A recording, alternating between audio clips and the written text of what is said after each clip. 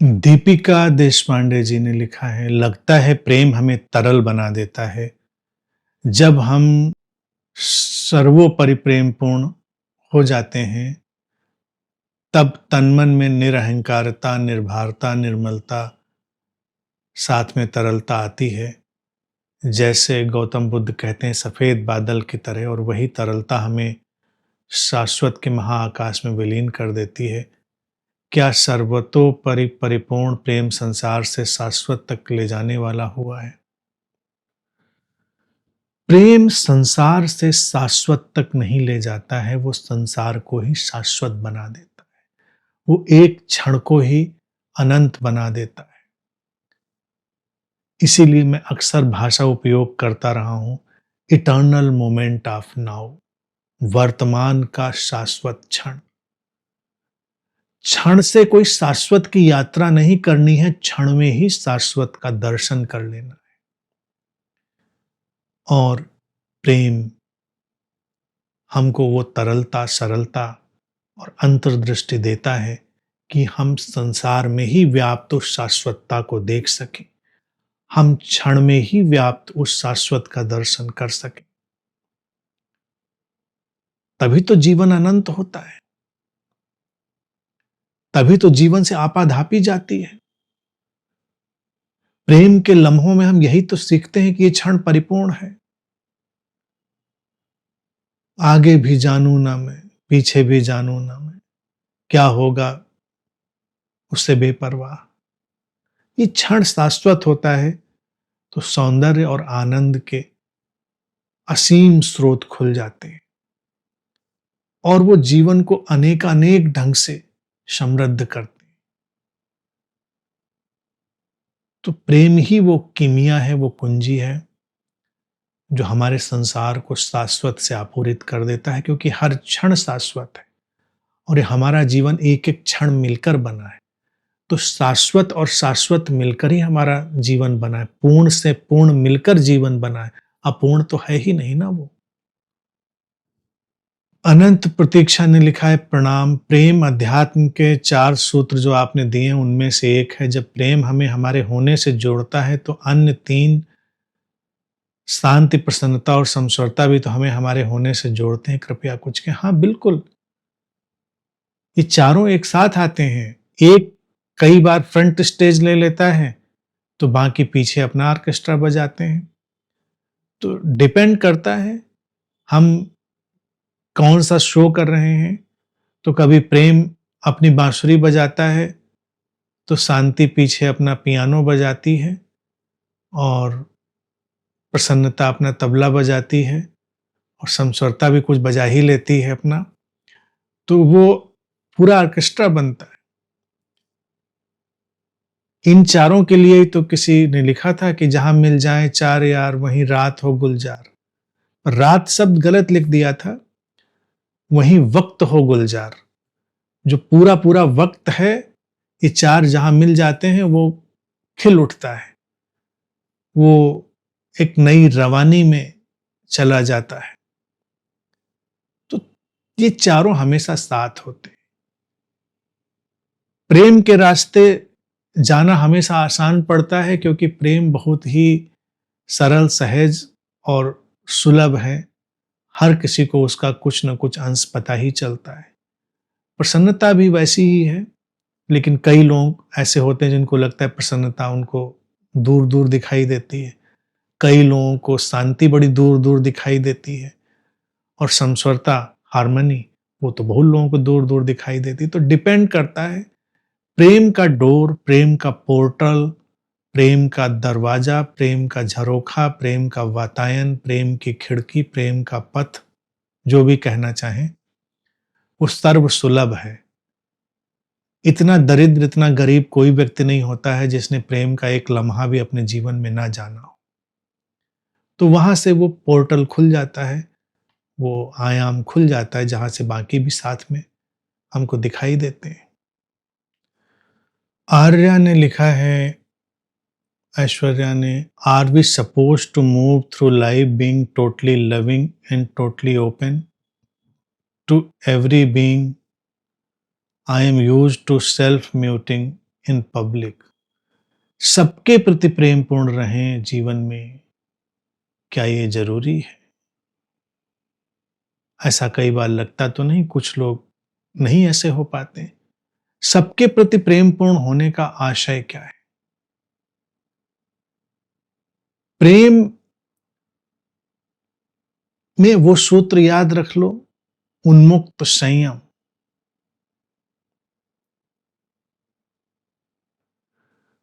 अब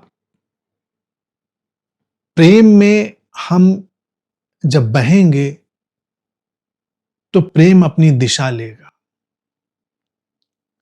जैसे आसमान में उड़ते परिंदे हर जगह एक साथ नहीं उड़ जाते, वो एक जगह उड़ते हैं। आसमान तो पूरा पड़ा है, पूरे आसमान में तो नहीं उड़ जाते वो।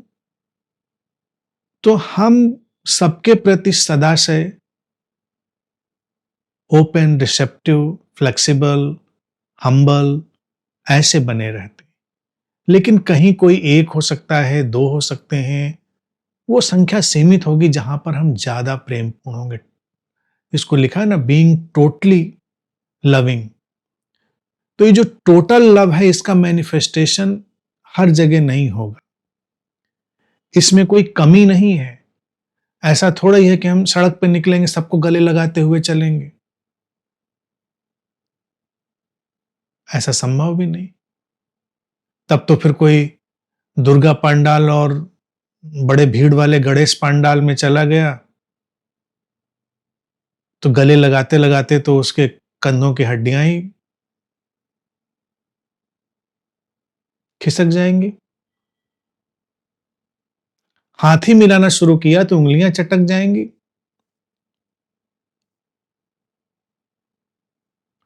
सबके प्रति प्रेमपूर्ण होने का अभिप्राय यह नहीं है कि सबके प्रति हम वो गहरा जुनून उड़ेल देते हैं।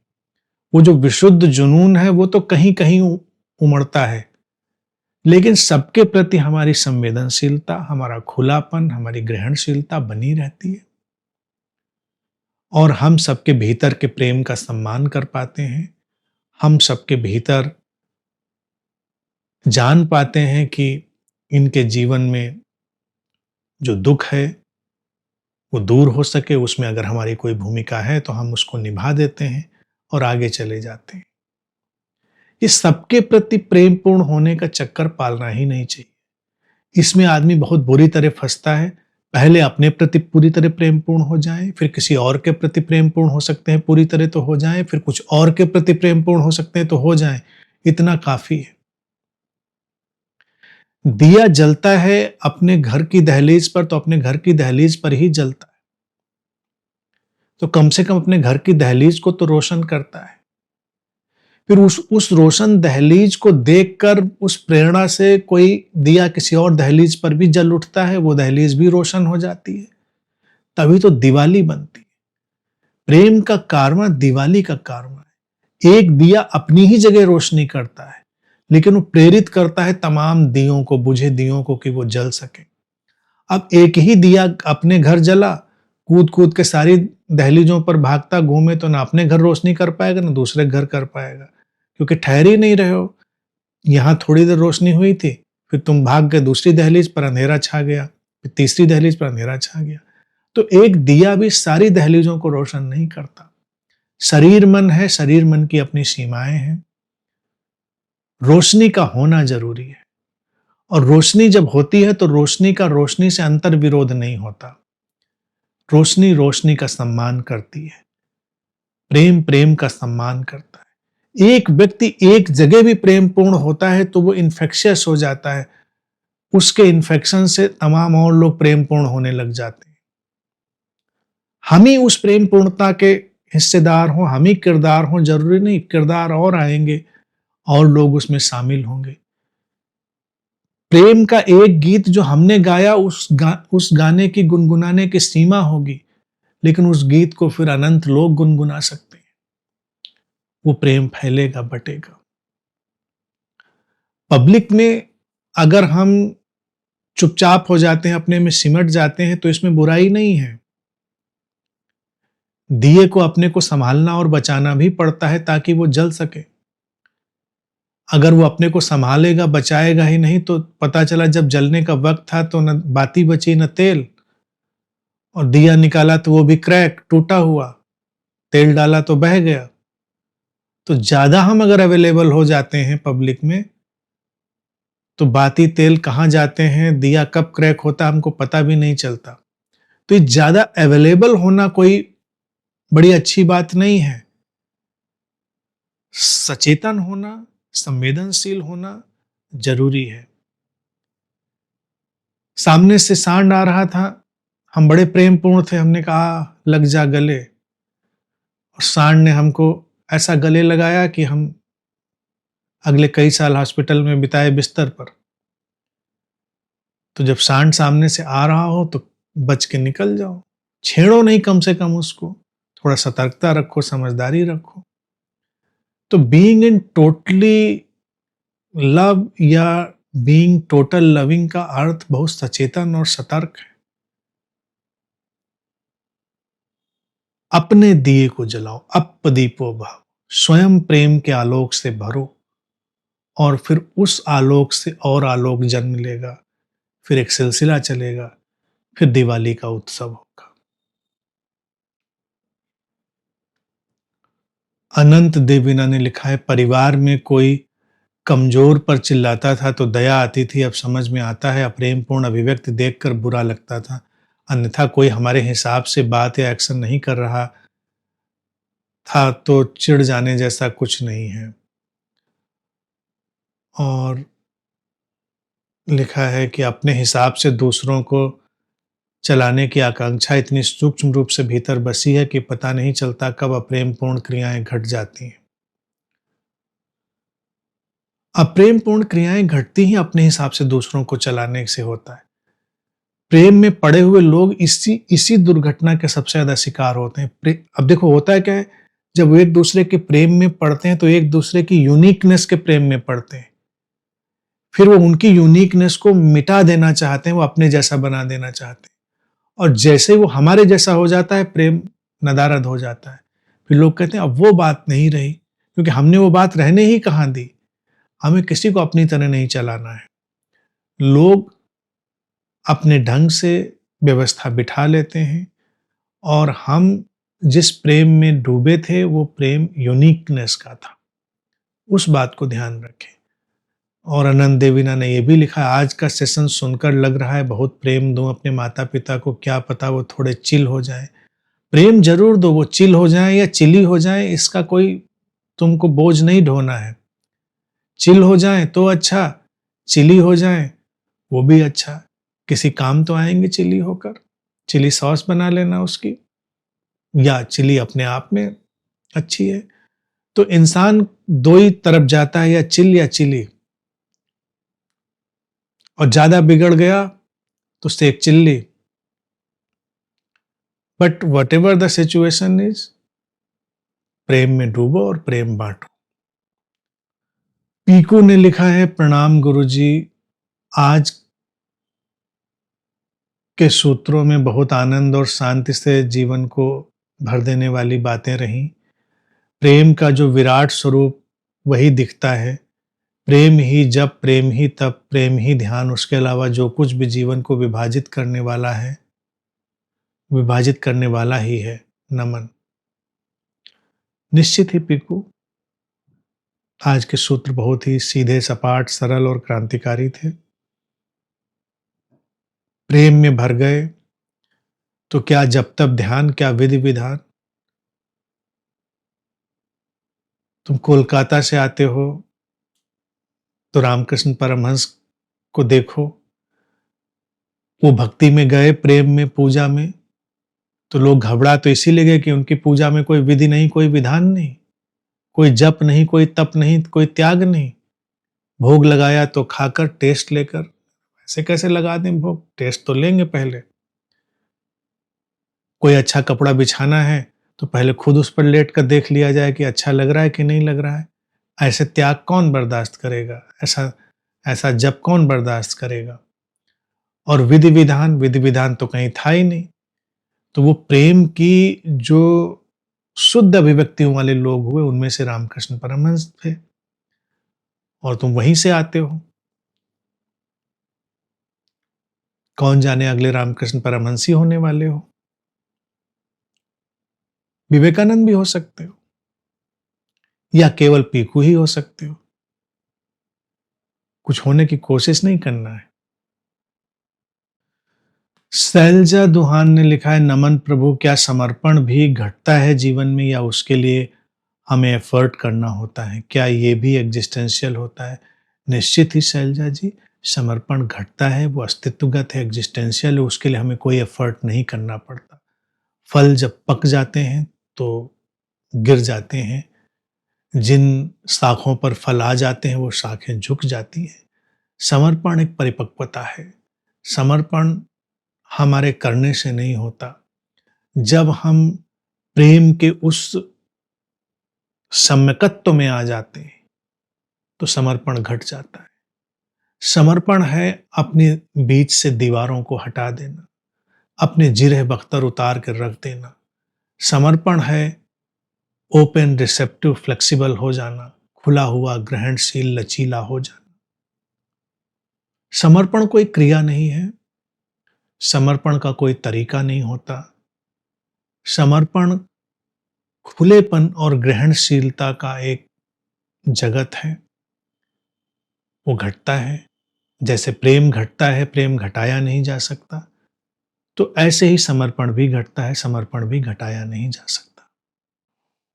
कुसुम ने लिखा है, इंद्रधनुष के हर रंग का अपना अलग स्वर है, पर सब मिलकर एक ही आकाश को सजाते हैं। वैसे ही प्रेम में लोग अलग अलग विचार, संस्कृतियों, स्वभाव रखते हुए भी एक दूसरे के पूरक बन जाते हैं। इंद्रधनुष धरती और आकाश को मिलाता है। प्रेम भी हमें साधारण से उठाकर ऊंचाई देता है, या कहें फिर ना कुछ निम्न रह जाता है ना कुछ ऊंचा। कोई तुलना नहीं होती, हर रंग अपने में सुंदर है।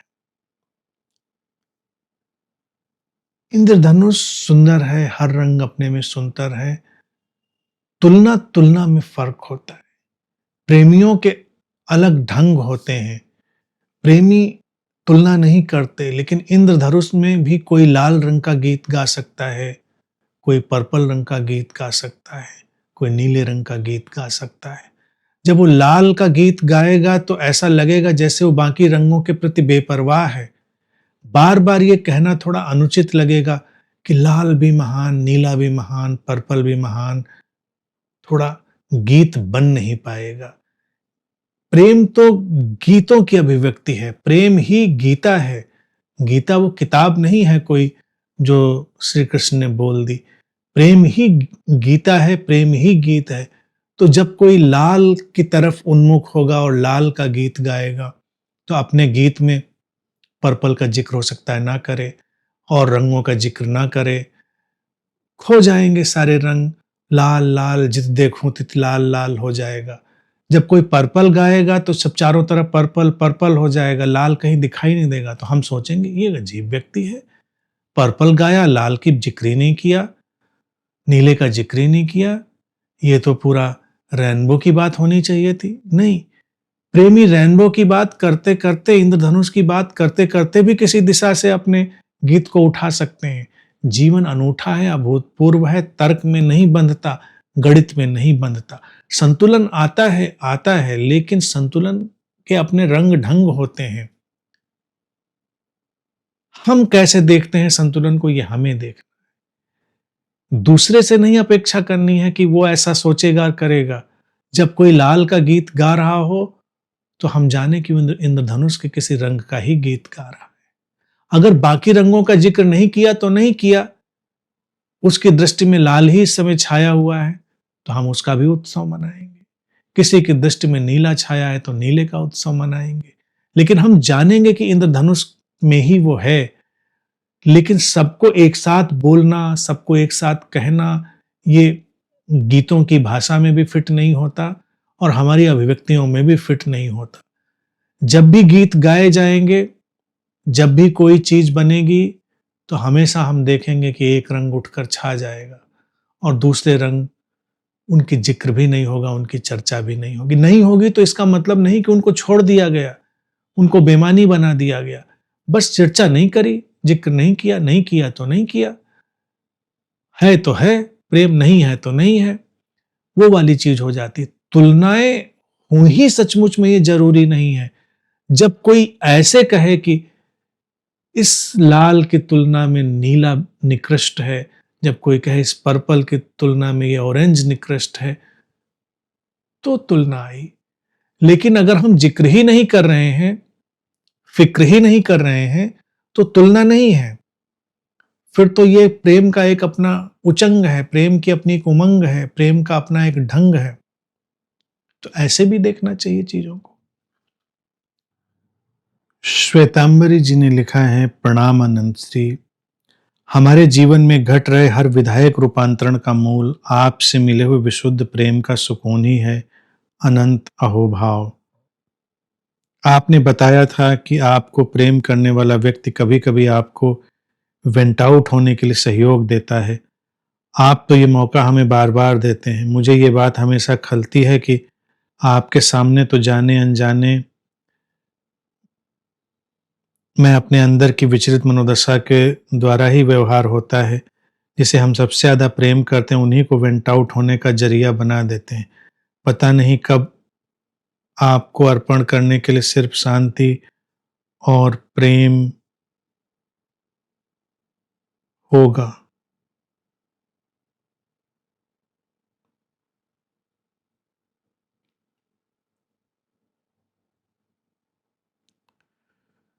शांति और प्रेम के फूल ही बचेंगे।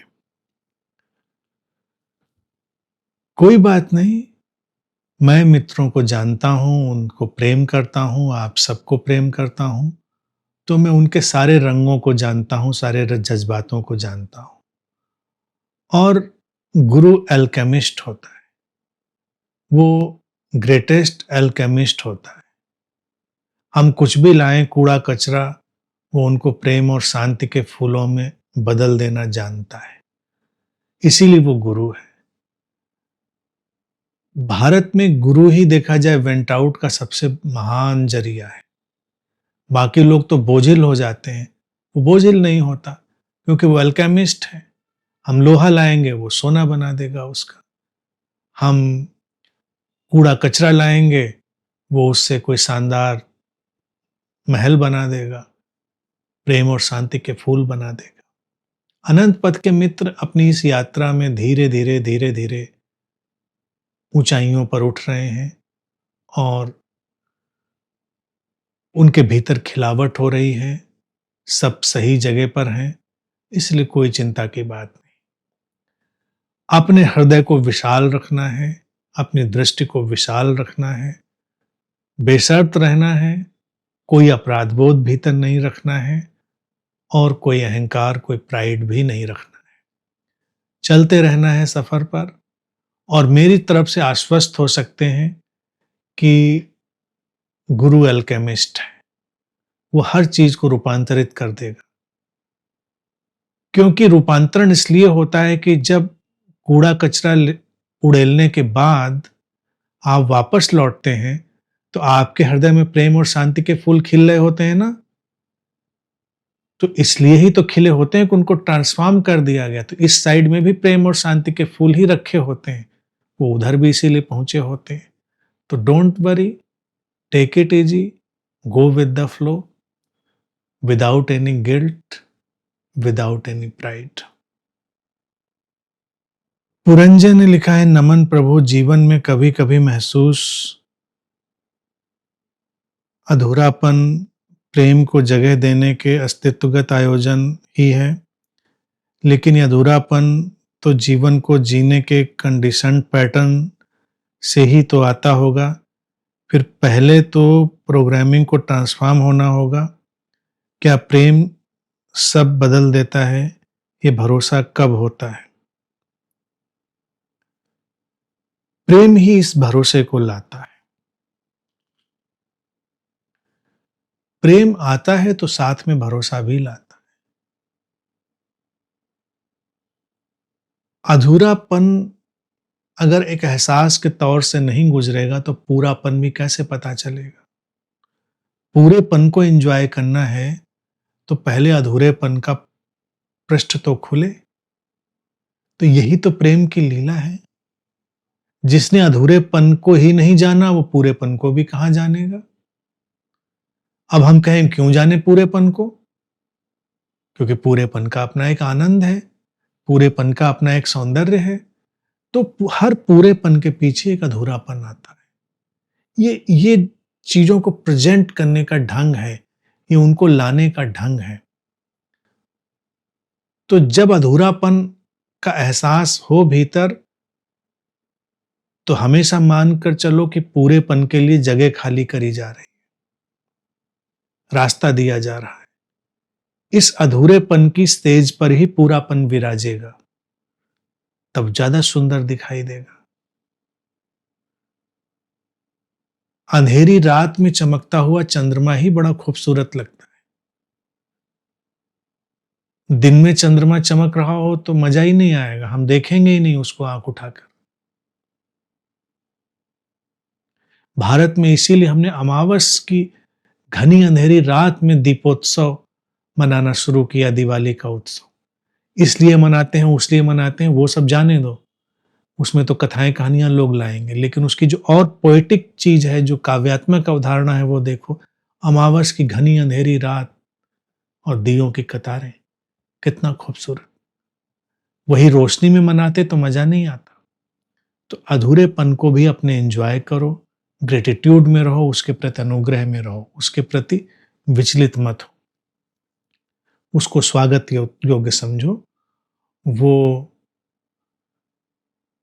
प्रेम की परिपूर्णता को लाने वाला संदेशवाहक है। ऐश्वर्या ने लिखा है कि ओ Ananshri, I forgot to tell you we have been doing inner harmony meditation with whoever is around since our last meeting. Brain चिपक चुका है। Different family members literally being your visiting cards. I like and love Ananshri. I wish I can be so perfect and enlightened. Yesterday I cried during the inner harmony meditation. Pride and delusion are pattern recognition that everything I want happens and I love it and grateful about it. Very good, wonderful. Inner harmony में जाना शुरू किया है तो inner harmony will happen, everything will settle down, come into place. Let the happening happen, whatever is happening let it happen. और जो लोग भी मेरे प्रेम में हैं वो मेरे विजिटिंग कार्ड बनने ही बनने। और एक बात का यकीन मानो, ये इनलाइटेंड लोगों का बहुत बड़ा सिलसिला होने वाला है, लेकिन ये अपनी अपनी तरह के इनलाइटेंड लोग होंगे। मेरी तरफ देखोगे तो मुश्किल में पड़ोगे कि हम ऐसे नहीं बोलते, या किसी और की तरफ देखोगे तो लगेगा हम वैसे नहीं बोलते। धीरे धीरे धीरे धीरे रंग चढ़ेंगे, धीरे धीरे जुनून आएगा, धीरे धीरे सुकून आएगा। धीरे धीरे ही तो सब कुछ होता है। अपने ढंग में, अपने ही अनूठेपन में, अपनी यूनिकनेस में, अनप्रेसिडेंटेड वे में लोग ट्रांसफॉर्म होंगे। मैं अनंत पद के मित्रों को ऐसा ही देखना चाहता हूं कि उनके अंदर इनर हार्मनी, उनके अंदर जो एक्सप्लोजन ऑफ लव, मेडिटेटिवनेस, प्रेजेंस इस कदर व्याप्त हो कि वो किसी पार्टी में हो, किसी सफर में हो, और लोग उनको रोक कर पूछ लें, अरे आप इतने चमकदार कैसे लग रहे हैं, आपकी आंखें इतनी रोशन कैसे, आपके पांवों में इतना नृत्य कैसे, आपके होने में इतना लावण्य, इतना सौंदर्य कैसे। और जगह जगह लोग पूछना शुरू करेंगे इस चीज को अनंत पद के मित्रों से। ये खूबसूरत कारवा होने वाला है। हम लोग एक इनलाइटेंड सोसाइटी की तरफ बढ़ रहे हैं अपने ढंग से।